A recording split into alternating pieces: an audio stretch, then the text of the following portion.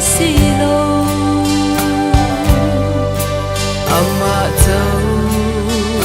karin chan thiam thei na kale lom na a soi cha ta ti pui tin kani thei nan bang an na tin reng in min bom chi amak mange lalpa min chom dan hi kati sa tan chuan thil kha bera ni lain katha rang tan chuan hei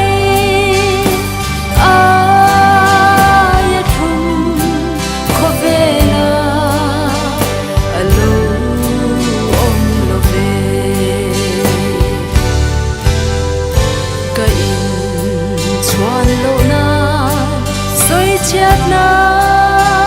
ka chung nga athen ti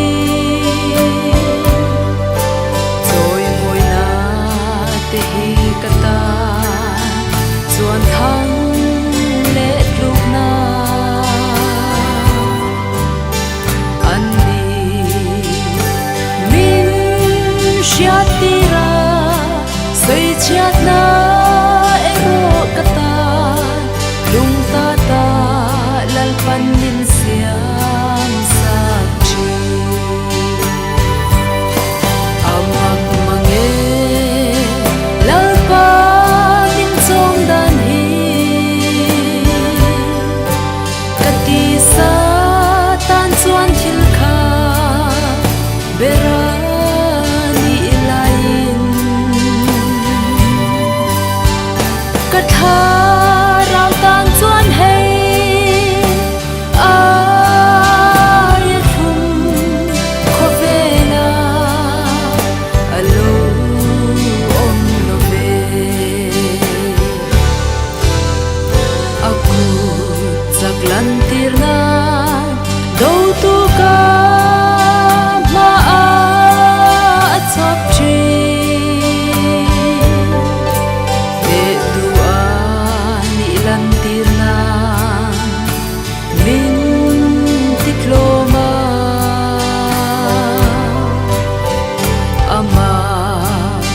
vekin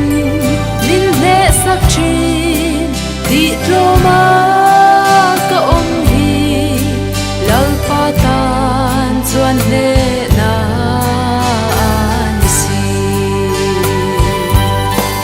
amak mange lalpa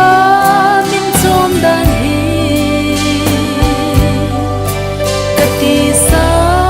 tan chuan thil kha bera ni lain katha rang tan chuan hei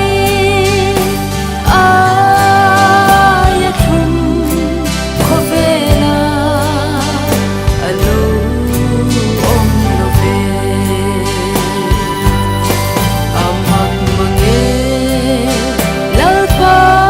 min chom dan hi sa